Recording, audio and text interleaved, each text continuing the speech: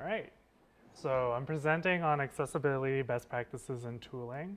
I got inspired by a conference I went to in New York recently for work, where 3/4 of the talks were actually on this topic. So it was quite a hot topic issue at this JavaScript conference called SmashingJS. The New York version, at least, they host in multiple cities, which shocked me because instead of talking about frameworks like Vue versus React versus Angular, hot tips in ES8 like await and sync that we're looking at for common threads or performance, accessibility dominated the talk. So I thought I'd bring back some of the learnings, at least to start off, because this topic is quite long and we could be here all day. So I thought I'd skim the surface of accessibility.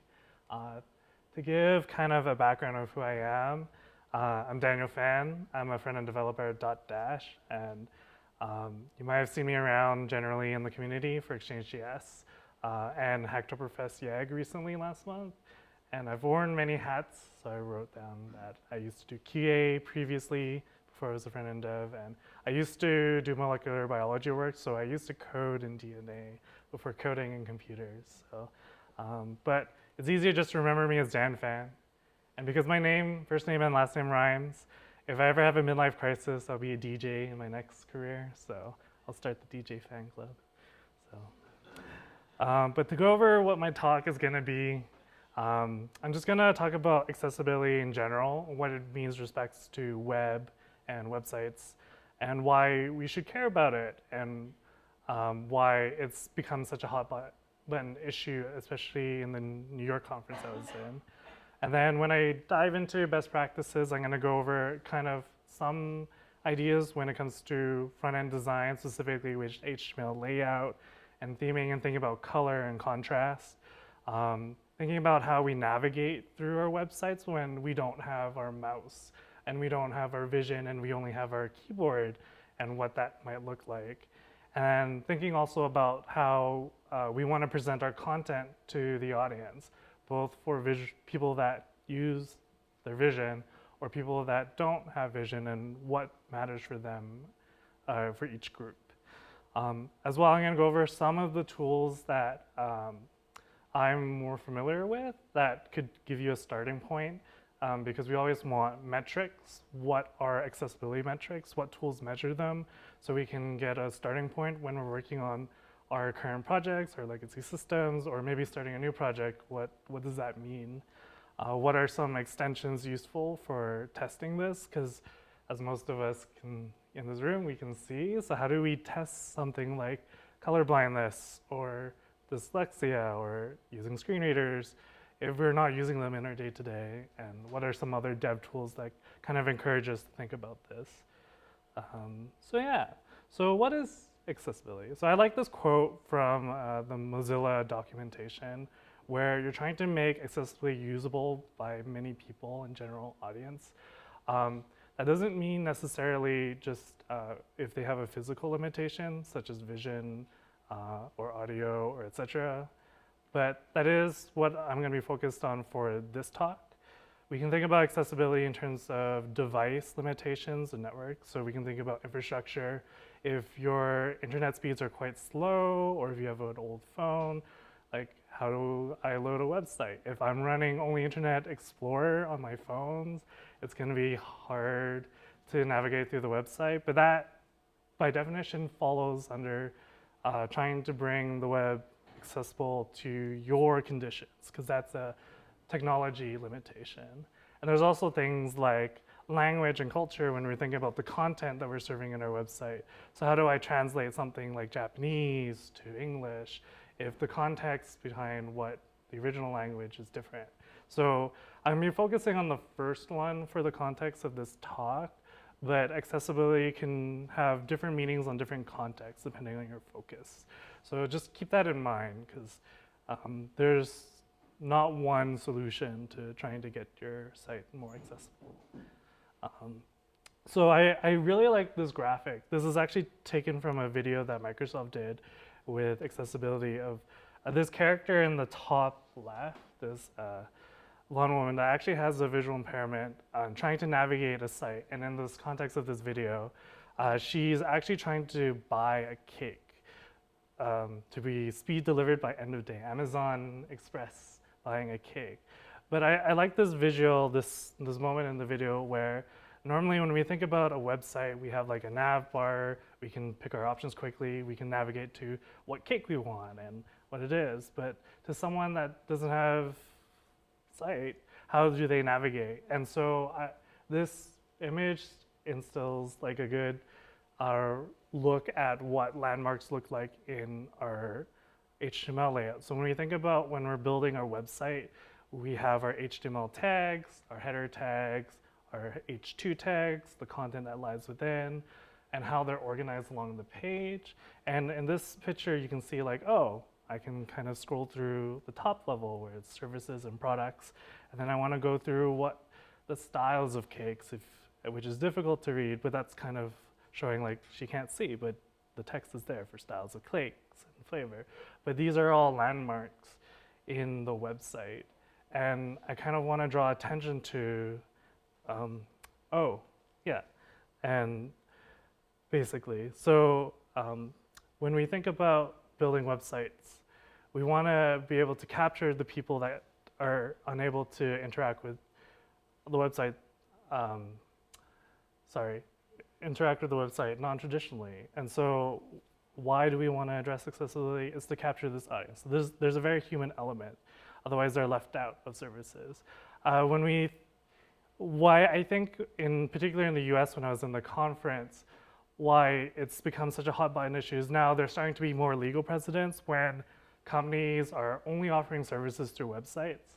So I brought up this one article about Domino's, where we just had pizza, not from Domino's, but they recently got sued over in the US where someone that was visually impaired couldn't order a pizza through Domino's. And I think in this case, they tried going through the phone, but they directed them to the app and website. So they couldn't actually manage to order a pizza through the app or website. There was an argument from the legal standpoint where Domino's, if you go to the physical store, they have like wheelchair ramps, like anyone can order a pizza in person. But they weren't able to fulfill the ability for users that have visual impairments to order pizza from their website. So because this legal precedence is set, I think a lot of developers are starting to realize, oh, hey, this is now enshrined in a case study for law.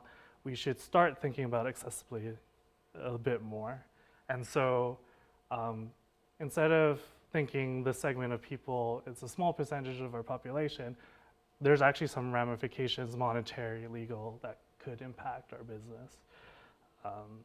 So from the conference, when I went there, a big thing that they kind of stressed was that they wanted to treat accessibility requirements as like, we should treat them as full requirements before releasing the product in the end. And when I wrote this quote, it was like, we should treat it like a requirement, just like this mindset we have from mobile first design. So with the idea that the conference was trying to push was that with the changing landscapes of how more and more users are using phones when we think about metrics, and we all have phones in our pocket as we navigate and use websites on our phones, over laptops, more and more people are in that demographic, we should start thinking about people that have accessibility requirements for a website being more in forefront, and we should start designing with those people in mind as well, especially with the legal precedence of this, but also it's the next step of making sure that the websites that we build in general are accessible.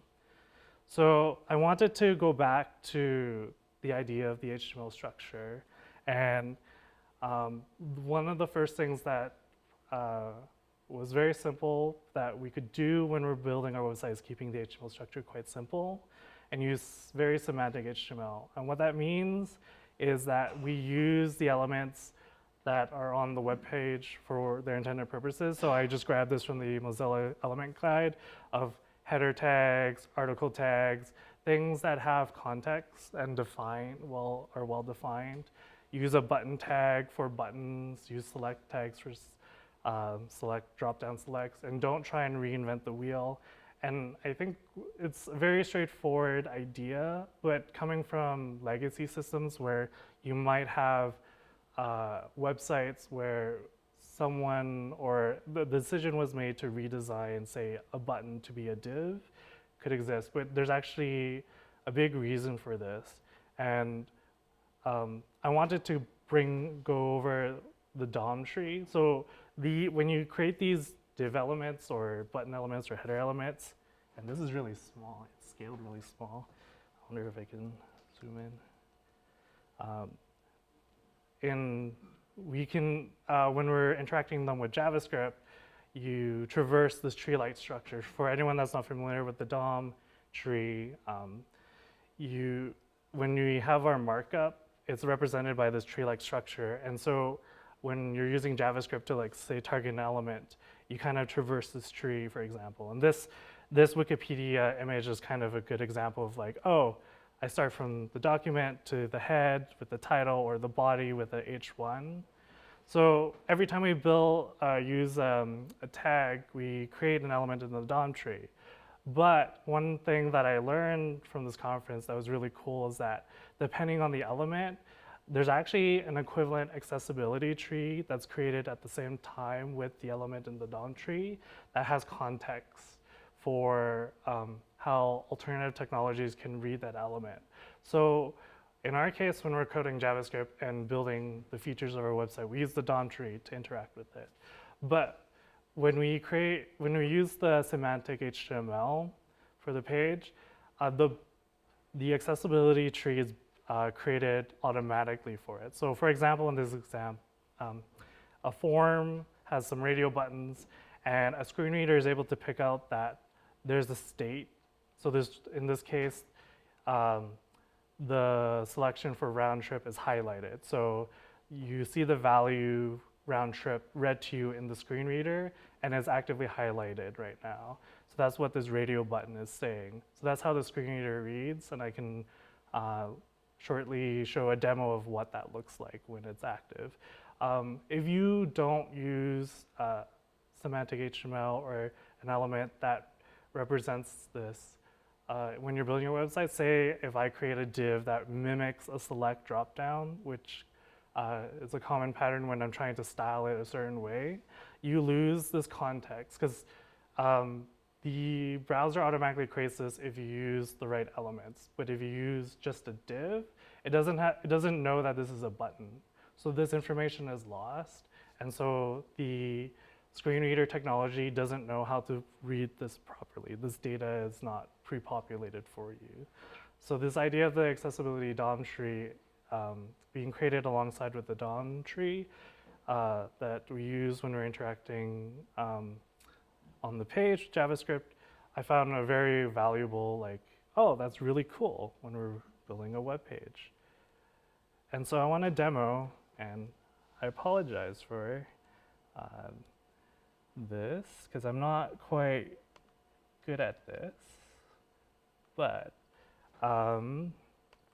this is the built-in Mac screen reader. I wonder if I can zoom in. So if you notice, hold on. If you notice, there's this black box, and there's a text screen at the bottom of the screen telling me what element is being highlighted on the page. So I'm on this variable health article saying that I'm currently on a button, and I can press space to open up the search. And the accessibility DOM tree is being shown, the values are being shown here in this text box, because you can tell this is a text field right now. And if you do a search, this maps to be an input type text. So the screen reader is able to associate context based on what the element is, because it's being constructed from the browser. And we can actually demonstrate that, because if we open up the Chrome tools, which going to zoom in here and open this. This is zoomed in too far. The Chrome browser also has tools where it can tell you what's in the accessibility DOM tree right here on this right. So I'm traversing the elements, I'm poking around on the site, and if I'm interested in what screen reader technology is doing, it's reading this element and pulling out what the screen reader is most interested in. And in this case, this search element has, oh, search the site. So if I highlight this, it should, let me close this because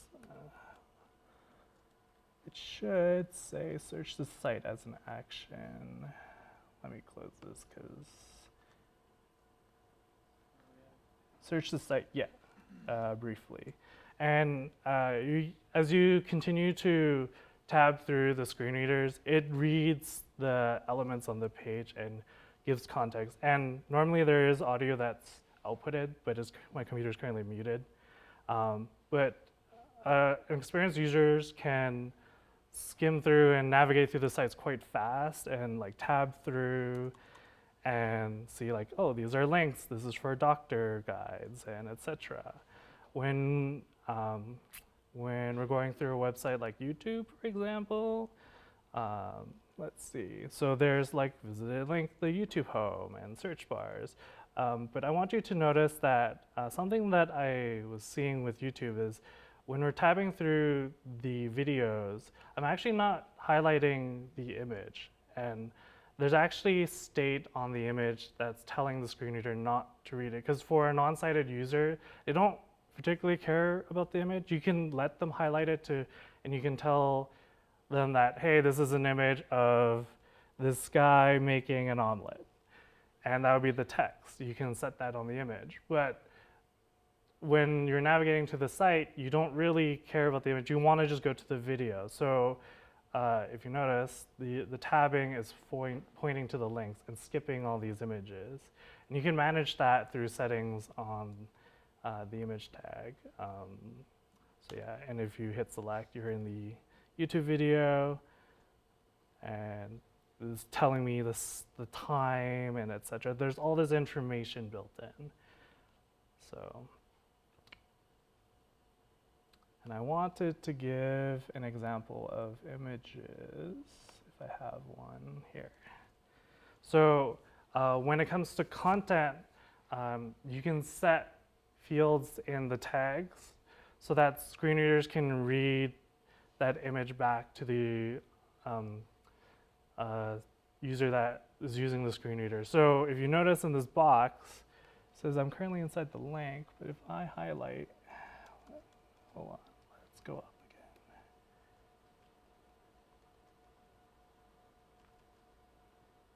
Mediator pattern, that's the title. Image result for JavaScript, these are on the title. Let's try and just refresh and open up the screen.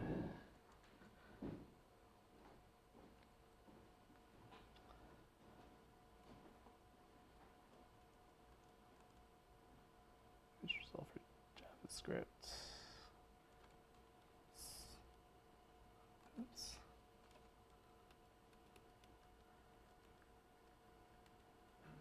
Let's see, I'm trying to get into one of the larger screens.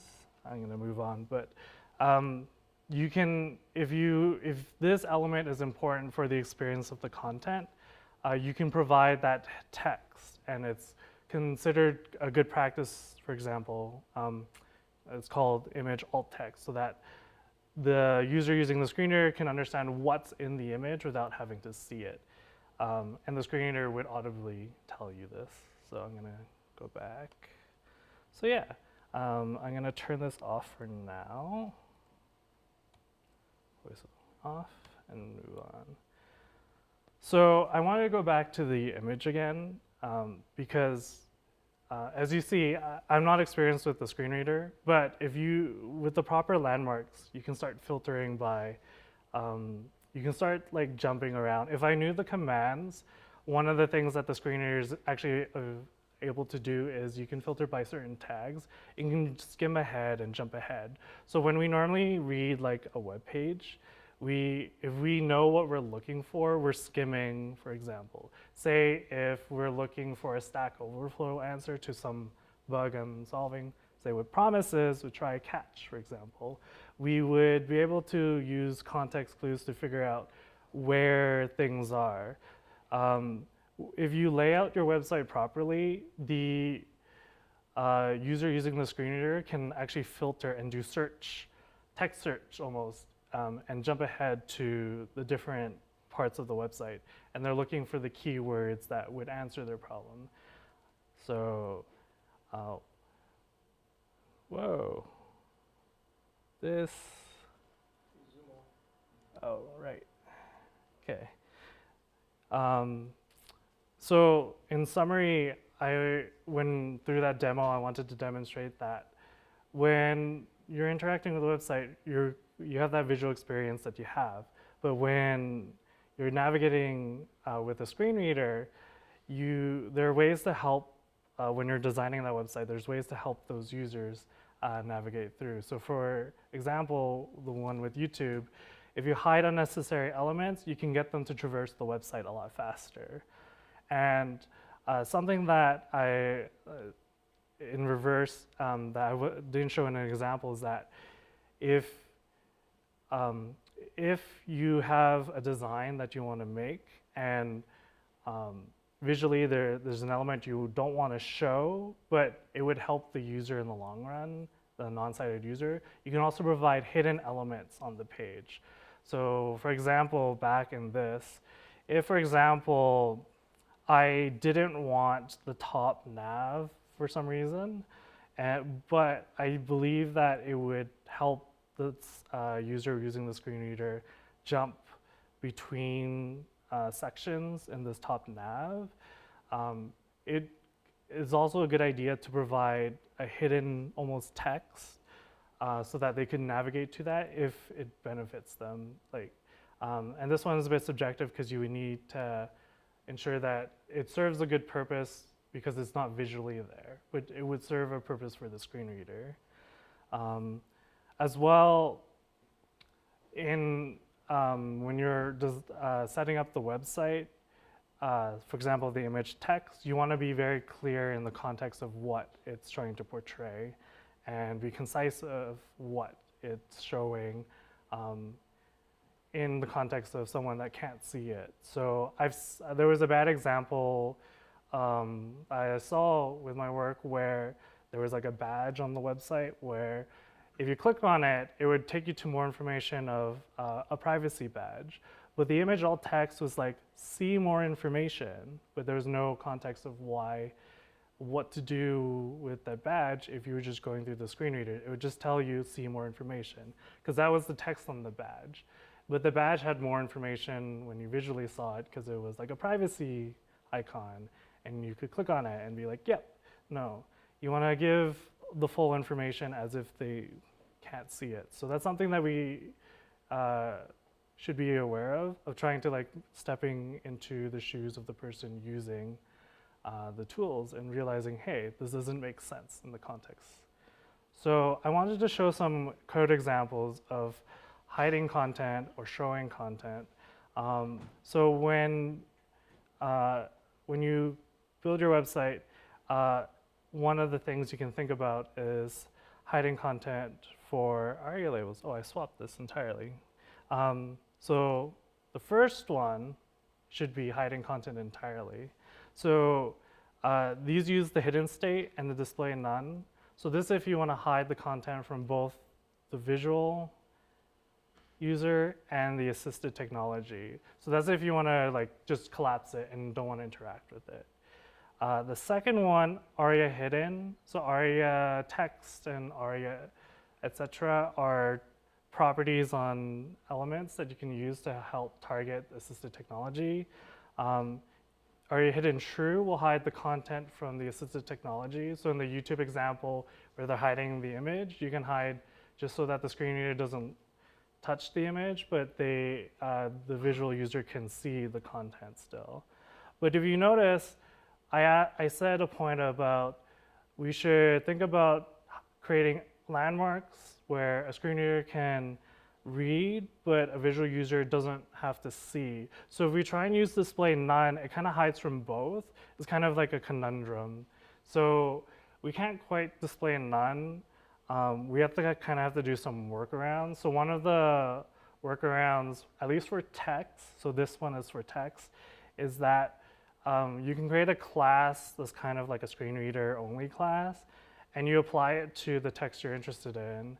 And they're using a CSS clip and shrinking the clip in its position absolute to be this like 1 by 1 pixel and like setting it to the top corner and hiding the text essentially. But when we look at the landmark of the page, this element will exist. And so a screen reader would actually pick it up. Visually, we won't see it because it's a 1 by 1 pixel in the corner of the screen. But it allows you to provide a landmark for a screen reader if you wanted to provide one but it doesn't fit your visual requirements. Now, for this trick, it's only recommended to use on text, because if you try and use it for other elements like a select element or etc., there's some funkiness with browser styling and cross-browser compatibility. But I wanted to show a simple example of some tricks that you can do to create invisible landmarks for screen readers. And then the next thing I wanted to address quickly is with focus management. So focus is kind of blocking your interaction on a screen. So when I was doing my demo, there was a search. And one common pattern is that if I wanted to just have the user controlled to just interact with the search bar, I can manage the focus of the computer to only be locked into the search bar. We want to be careful when we're managing focus so that you don't actually accidentally trap the user. That's a common issue when you're designing sites. So if you're like manually setting focus states, a common one would be, say I have a modal on the screen and I just want to fill a form and I want that modal to be the central visual focus and keyboard focus. You want to be able to have the user navigate out. And I did have an example, but they must have fixed it since, where I wasn't able to actually tab past the search bar because they locked me into the search bar. So when we're given all these features, these like forms and etc., we're going to be mindful that we don't accidentally trap a user, and that's a common issue. The next thing I want to talk about was color standards with accessibility. So I brought an image of the standard like color blindness test you might see when it comes to just like, say, getting a driver's, for example. I wanted to talk about some of the vocabulary that you can use when you're thinking about theming your website. There's a standard common vocabulary with color contrast that's good for visually impaired colorblind people. The two terminology is called AA and AAA standards, which I'm gonna zoom out, which come from basically calculations. The contrast calculation comes from determining like the brightness of the color of the font color relative to the background color. And if the contrast is high enough, that's a good set of colors to pick. And there are tools online that allow you to pick color contrast of these ratios. So when you're designing your website and you're thinking about the contrast and the visual requirements of the users, the highest standard is AAA that you want to go for.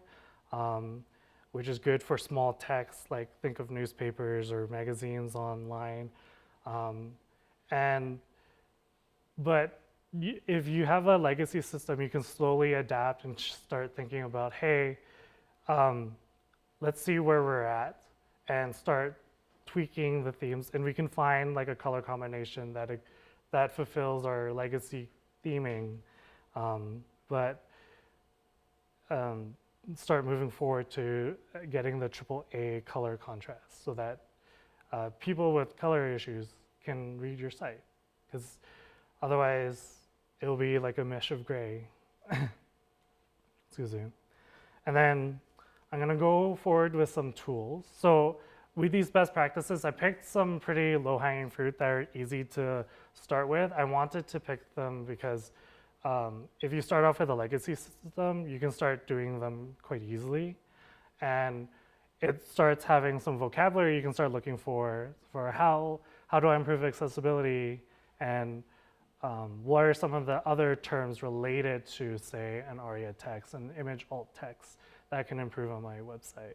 So for tools, I wanted to go over three, one plugin, one Google Lighthouse, which you may or may not be familiar with for performance, and this NPM package that kind of forces you to use keyboard as a more for fun tool.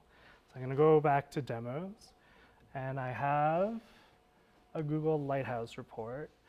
So Google Lighthouse, and I'm going to stretch this out, actually has an accessibility tab associated. So when you're starting to establish metrics, I would say this is a good starting point to start figuring out where your baseline is and identify the issues that you need to improve. So I just did it on the Google Lighthouse documentation, where they have a 98% accessibility rate. But if you're thinking about how do I start quantifying my accessibility starting from now and trying to improve it, Google Lighthouse is there, and you can set that up for your infrastructure. The plugin tool I wanted to talk about was Funkify, and let's try and quickly just demo that because I'm running out of time, where you can do like some really cool like color manipulations of like setting grayscale. I got shown this by a coworker. Let's see if this starts. Oh, red, green. Oh, this is doing red, green right now. So this is right now, if you notice, the color changed to this purple and black. It's red, green color blindness. But there's some other stuff here, like for dyslexia, so the words all jitter and it's like kind of crazy. So I really like this tool to kind of get an insight of like what these disabilities mean when you're interacting with the website.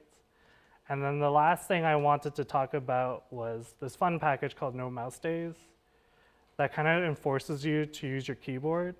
Now, this was kind of like an April Fool's / hack open source package that got recommended, where it enforces the users to only use the keyboard for your website. So you can install it to into your project to just only use the keyboard. And that's it.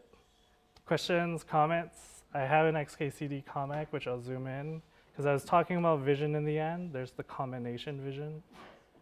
So. Any questions for Dan about accessibility? Yeah, lots to take in there. Yeah. Cool. Thanks, Dan, for doing the water. Oh, yes. I'm just new, so I don't know. But yeah. In terms of accessibility,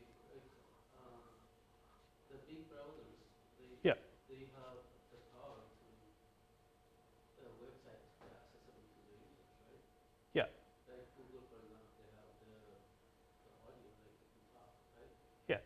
So if any site can be accessed to Google, Mm-hmm. and if a person can just press the audio button, Yeah. and talk and get reply. So why any designer or particular person should have one for? Well, you might be able to get like text. Oh, so to reiterate the question, modern browsers have a lot of accessibility tools built in, such as like text to speech. So why do we need to worry about the design of the websites? So text to speech is one aspect to it. So that gives you the ability to consume the content of the website. Whereas design allows, if you have proper design, it impacts how users using other tools navigate through the website.